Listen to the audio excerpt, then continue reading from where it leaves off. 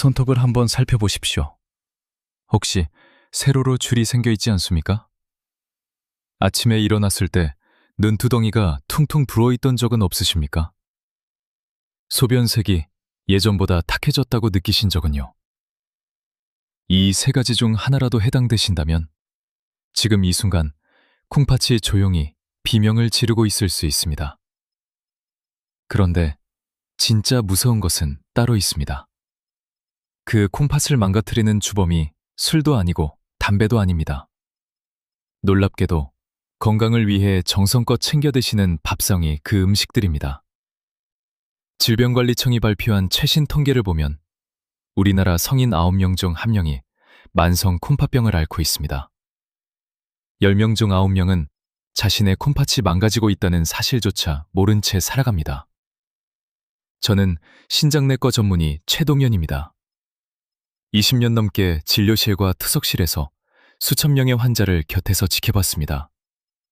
오늘 여러분께 밥상 위에 숨어있는 7가지 음식의 진실을 낱낱이 말씀드리겠습니다. 그중 마지막 7번째는 아마 오늘 아침에도 드셨을 겁니다. 평생 몸에 좋다고 믿어오셨을 바로 그 음식입니다. 끝까지 함께해 주십시오. 본격적으로 들어가기 전에 한 가지만 여쭤보겠습니다. 투석실에 가보신 적이 있으십니까? 일주일에 3번, 한 번에 4시간씩 커다란 바늘을 팔을 꽂고 기계에 온몸에 피를 맡긴 채 천장만 바라봐야 합니다. 손주들이 놀러와도 놀아줄 수가 없습니다. 자식들에게 병원비 부담을 안겨드리게 됩니다. 이것이 콩팥을 잃으면 맞이하게 되는 현실입니다. 그런데 제가 투석실에서 만난 분들 중 상당수는 평소에 건강을 남다르게 챙기시던 분들이었습니다. 매일 아침 건강 주스를 갈아 드시고 현미밥을 고집하시고 몸에 좋다는 음식은 빠짐없이 챙겨 드셨습니다. 건강을 지키려는 그 정성이 오히려 콩팥을 망가뜨리는 원인이 되었다는 사실을 뒤늦게 알게 되신 것입니다. 콩팥은 우리 몸속의 정수기 필터와 같습니다. 매일 180리터의 혈액을 쉬지 않고 걸러서 독소와 노폐물을 소변으로 내보냅니다. 눈에 보이지 않는 200만 개의 미세한 혈관 다발이 쉴 틈 없이 일하고 있습니다. 그런데 60이 넘어서면 아무리 건강하신 분이라도 이 필터의 성능이 절반 가까이 떨어지기 시작합니다. 가장 무서운 점은 콩팥이 80% 가까이 망가질 때까지 아무런 통증도 신호도 보내지 않는다는 사실입니다. 침묵의 장기라고 불리는 이유가 여기에 있습니다. 오늘 말씀드리는 7가지만 밥상에서 걷어내셔도 투석실이 아닌 손주들 곁에서 건강한 여생을 보내실 수 있습니다. 저는 그것을 확신합니다. 자, 이제 첫 번째 이야기를 시작하겠습니다.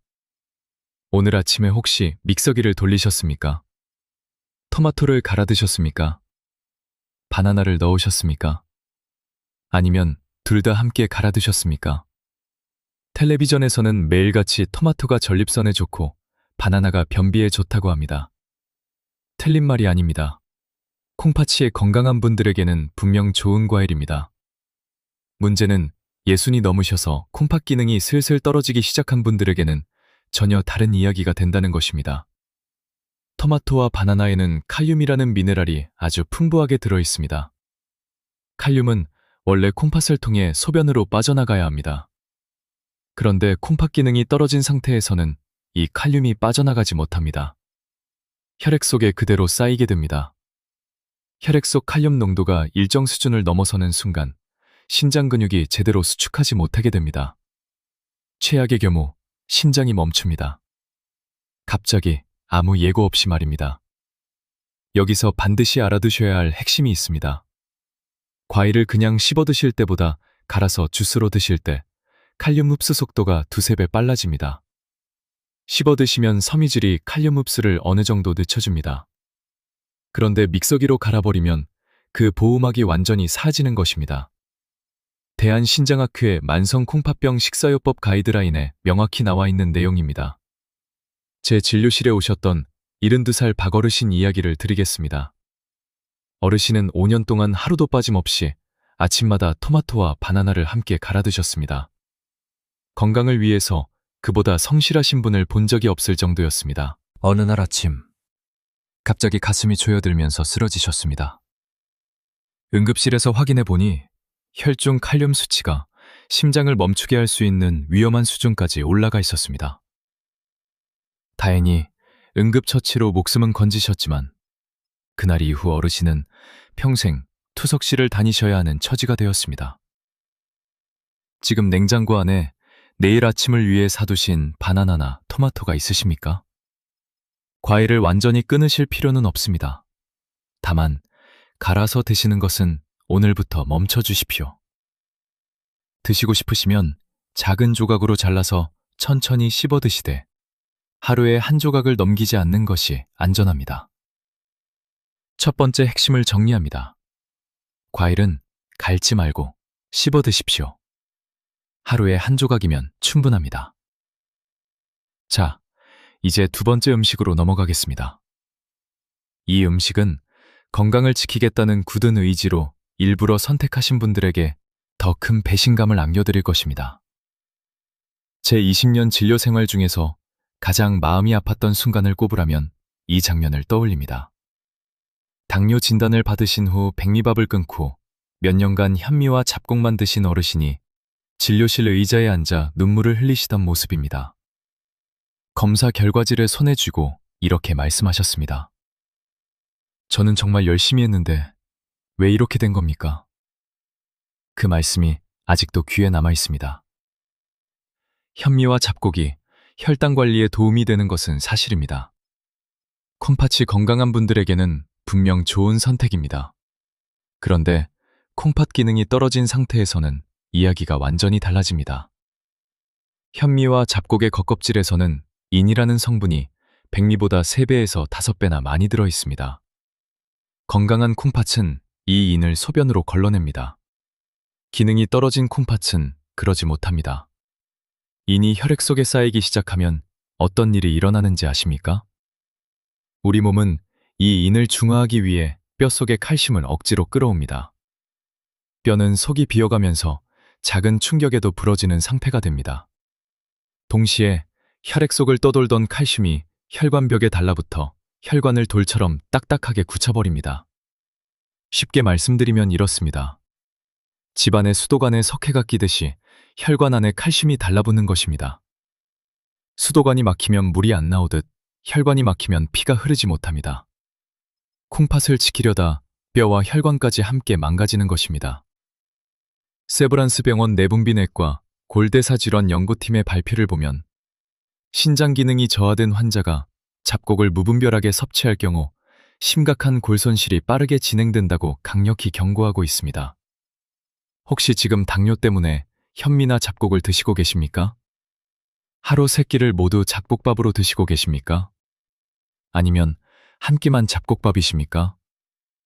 하루 3끼를 모두 드시고 계시다면 반드시 한 가지를 확인해 주십시오. 가장 최근 검사 결과지에서 사고체 여과율이라는 항목을 찾아보십시오. 그 수치가 60 이하라면 지금 드시는 잡곡밥이 당뇨보다 콩팥을 더 빠르게 망가뜨리고 있을 수 있습니다. 반드시 담당 의사 선생님과 상의하셔서 식단을 다시 조정하셔야 합니다. 두 번째 핵심입니다. 콩팥 기능이 떨어져 있다면 잡곡 대신 깨끗이 씻은 흰쌀밥이 오히려 안전합니다. 여기서 잠깐 두 가지를 정리하겠습니다. 첫째, 과일 주스를 멈추고 씹어 드시는 것. 둘째, 잡곡밥 대신 흰쌀밥을 확인하는 것. 이 두 가지만으로도 콩팥 부담이 크게 줄어듭니다.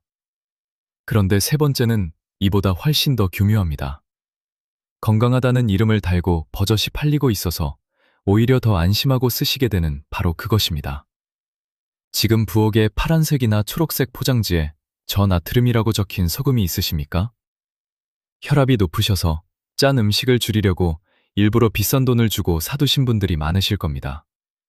의사 말대로 나트륨을 줄이겠다는 그 마음가짐은 정말 훌륭합니다. 그런데 그 소금 안에 무엇이 들어있는지 아직 확인해보지 않으셨을 겁니다. 저나트륨은 소금은 이름 그대로 나트륨 함량을 줄인 소금입니다. 짠맛을 내면서 나트륨을 줄이려면 그 빈자리를 다른 무언가로 채워야 합니다. 제조사들이 그 빈자리에 넣은 것이 바로 칼륨입니다. 첫 번째 시간에 말씀드린 바로 그 칼륨, 심장을 멈추게 할 수 있는 그 성분이 건강이라는 이름 뒤에 숨어 있습니다.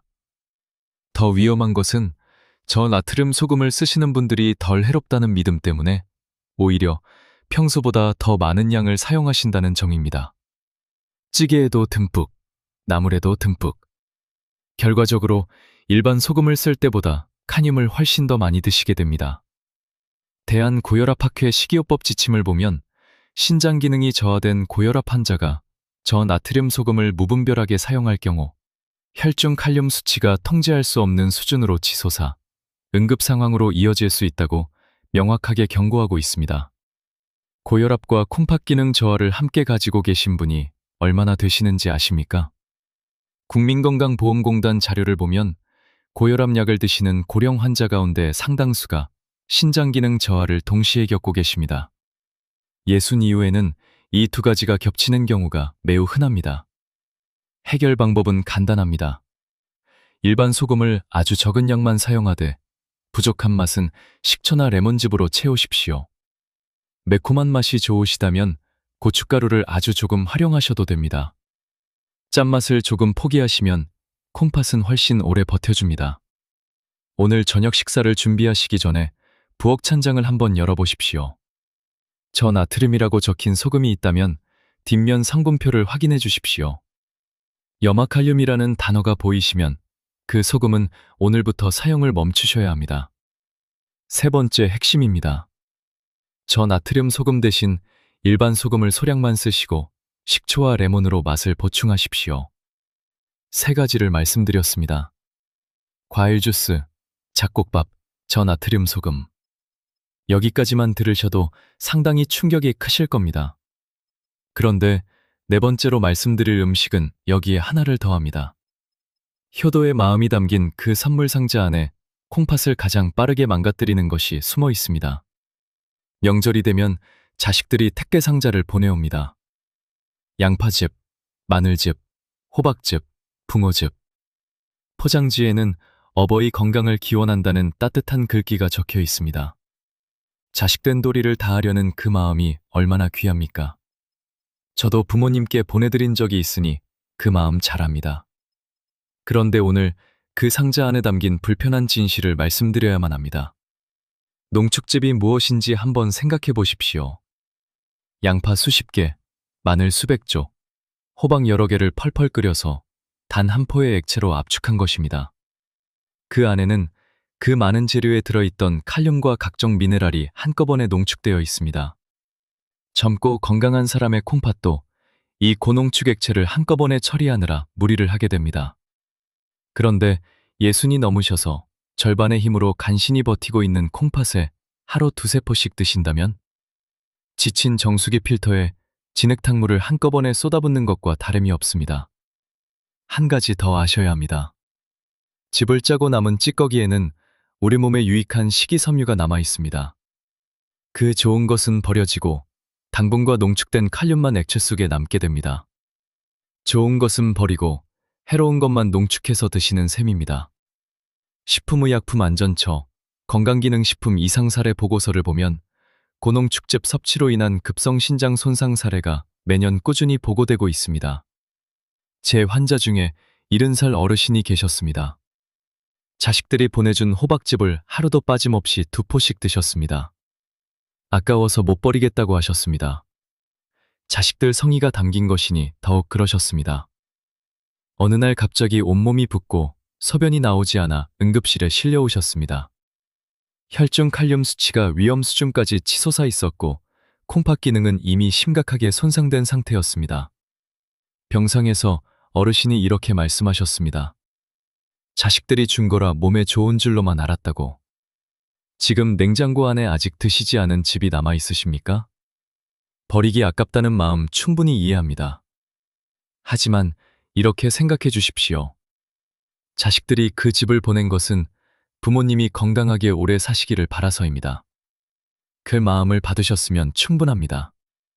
이제 즙은 내려놓으셔도 됩니다. 네 번째 핵심입니다. 농축즙은 아무리 비싸도 아무리 자식이 보내준 것이라도 콩팥에는 독입니다. 채소와 과일은 통째로 씹어 드십시오.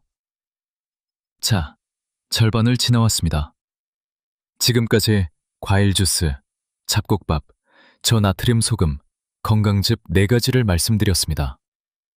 여기까지는 의식적으로 피할 수 있는 것들이었습니다.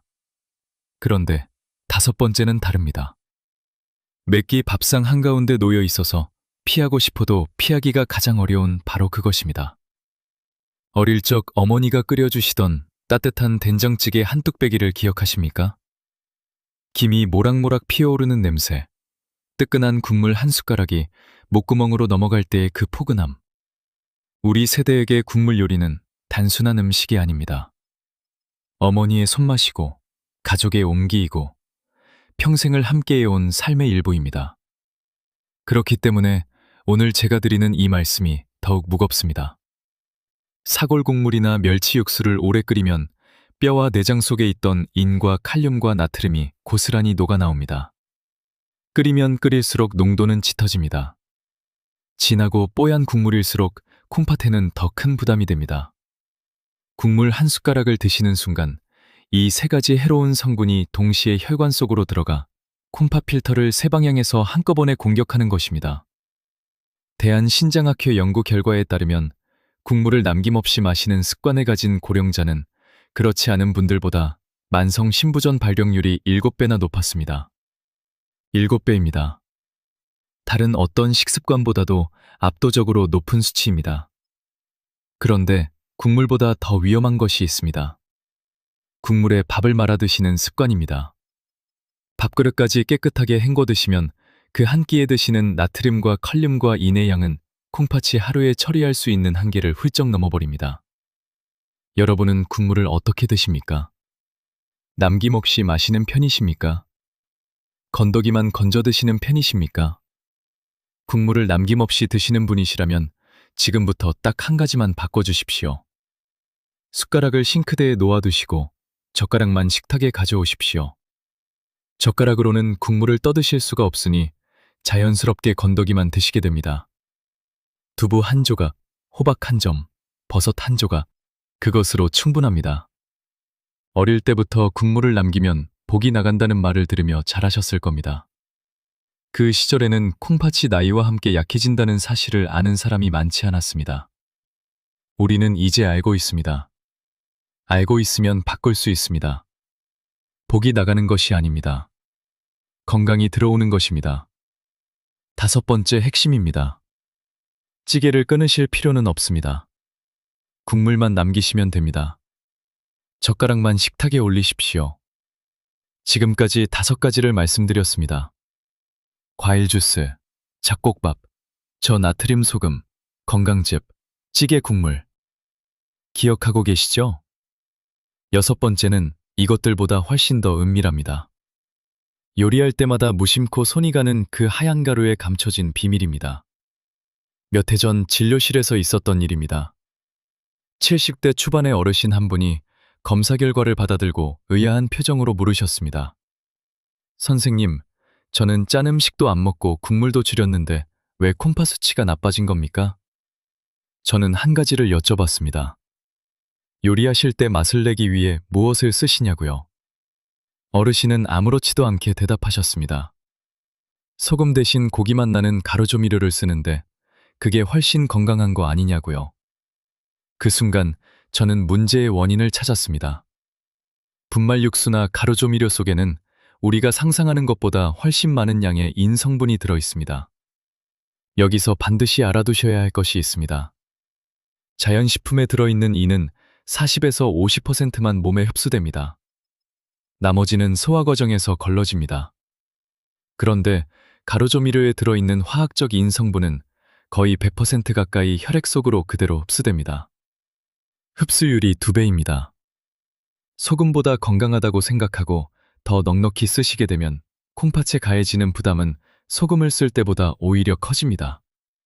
서울 아산병원 신정내과 연구팀의 발표에 따르면 가공식품과 조미료를 통한 화학적 인 섭취가 만성 신부전 환자의 사망률을 높이는 가장 큰 원인 가운데 하나라고 합니다. 더 안타까운 것은 이런 조미료들이 건강에 좋은 천연 재료처럼 포장되어 팔린다는 점입니다. 야채 맛, 버섯 맛, 해물 맛. 이름은 자연이지만 성분표를 들여다보면 인산나트륨이나 인산칼륨이 빠짐없이 적혀 있습니다. 지금 당장 주방으로 가셔서 찬장 안에 조미료 봉지를 꺼내 보십시오. 뒷면 성분표에서 인산이라는 글자가 보이시면 그 조미료는 오늘부터 쓰지 마십시오. 대신 국물 맛을 내실 때는 다시마 한 조각을 찬물에 20분 정도 담가두었다가 그 물을 육수로 쓰십시오. 표고버섯을 물에 불려 그 물을 사용하셔도 됩니다. 깊고 자연스러운 감칠맛이 나면서도 콩팥에 부담을 주지 않습니다. 처음에는 밋밋하게 느껴지실 수 있지만 2주에서 3주만 지나면 오히려 그 담백한 맛이 편안하게 느껴지실 겁니다. 6번째 핵심입니다. 가루 조미료 대신 다시마물이나 표고버섯 우린물로 맛을 내십시오. 자, 6가지를 모두 말씀드렸습니다. 이제 마지막 하나가 남았습니다. 오늘 제가 드리는 이야기 중에서 가장 많은 분들이 놀라실 내용입니다. 처음에 말씀드렸던 것 기억하십니까? 마지막 7번째 음식은 오늘 아침 밥상에도 올라왔을 가능성이 매우 높다고 했습니다. 평생 몸에 좋다고 믿어오셨을 그 음식. 지금부터 공개하겠습니다. 된장찌개 속 두부 한 모, 콩비지찌개, 두유 한 잔. 우리 어르신들이 가장 즐겨 드시는 음식들입니다. 고기보다 건강하고 값도 저렴하고 소화도 잘 된다고 알려져 있어서 매일 드시는 분들이 많으십니다. 채식을 하시는 분들은 고기 대신 두부로 단백질을 채우시겠다고 몇 무씩 드시기도 합니다.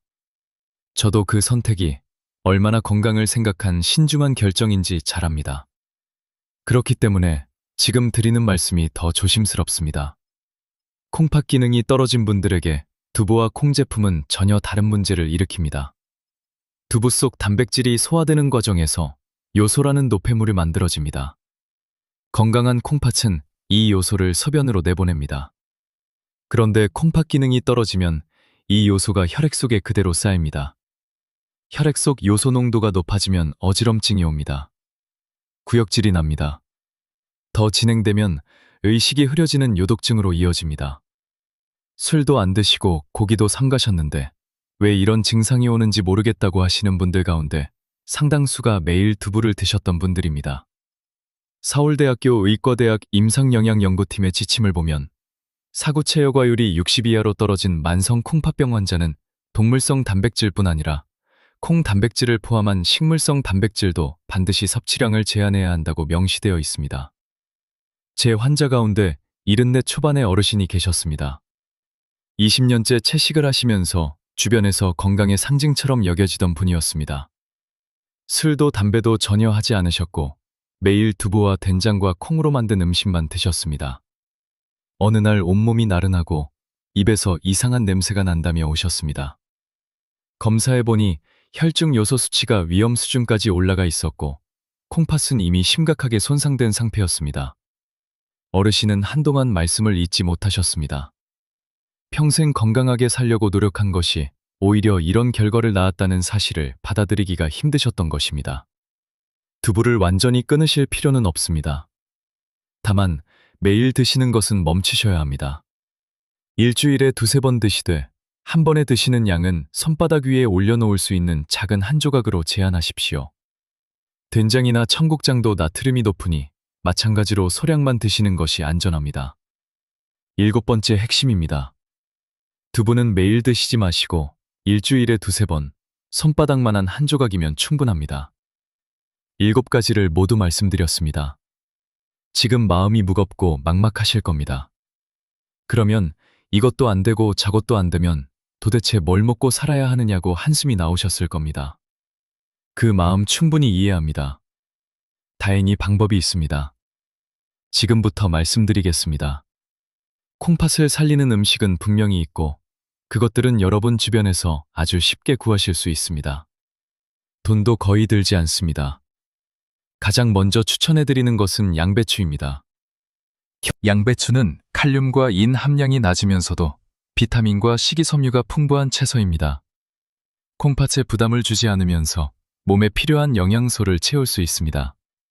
시장에서 한 통에 2,000원이면 살 수 있습니다. 채소를 드실 때는 한 가지 방법을 꼭 지켜주십시오. 끓는 물에 2분 정도 데쳐서 드시는 것입니다.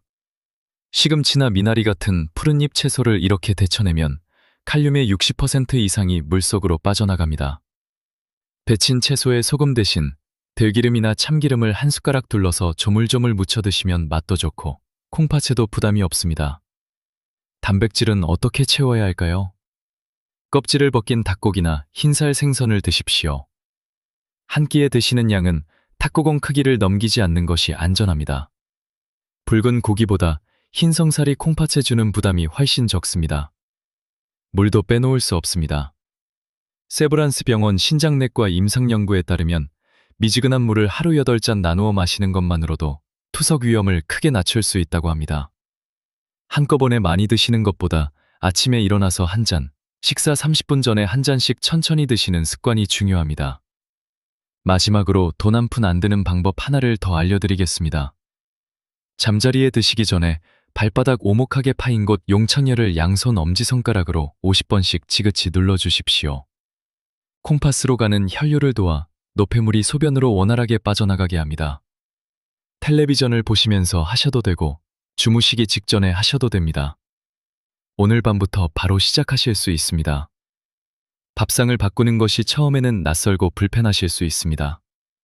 하지만 일주일만 지나면 몸이 먼저 변화를 알아차립니다. 다리 붓기가 빠지고 아침에 눈두덩이가 가벼워지고 소변이 맑아지는 것을 느끼실 수 있습니다. 우리 세대는 어려운 시절을 온몸으로 이겨낸 분들입니다. 자식 키우느라 내 건강은 뒤로하고 살아오셨습니다. 이제 우리 건강 챙길 때입니다. 손주들과 손잡고 공원을 거닐고 명절에 온 가족이 둘러앉은 밥상에서 건강한 모습으로 웃음을 나누시려면 오늘부터 밥상을 바꿔야 합니다. 오늘 말씀드린 7가지를 마지막으로 한 번 더 정리해 드리겠습니다. 첫째, 토마토와 바나나 농축 주스. 갈지 마시고 씹어 드십시오. 둘째, 현미와 잡곡밥. 콩팥 수치를 확인하시고 필요하면 흰쌀밥으로 바꾸십시오. 셋째, 저나트륨 소금. 성분표를 확인하시고 염화칼륨이 있으면 쓰지 마십시오. 넷째, 건강즙과 농축액. 아무리 비싸도 콩팥에는 독입니다. 통째로 씹어 드십시오. 다섯째, 찌개와 국물. 국물은 남기시고 건더기만 드십시오. 여섯째, 가루 조미료와 분말 육수. 다시마물이나 표고버섯물로 대체하십시오. 일곱째, 두부와 콩. 매일 드시지 마시고 일주일에 2~3번 소량만 드십시오. 이 7가지를 밥상에서 하나씩 걷어내시는 것. 그것이 타석실이 아닌 사랑하는 가족들 곁에서 따뜻한 밥상을 함께 나누는 여생을 지키는 가장 확실한 방법입니다. 그리고 콩팥을 살리는 새로운 습관도 기억해 주십시오.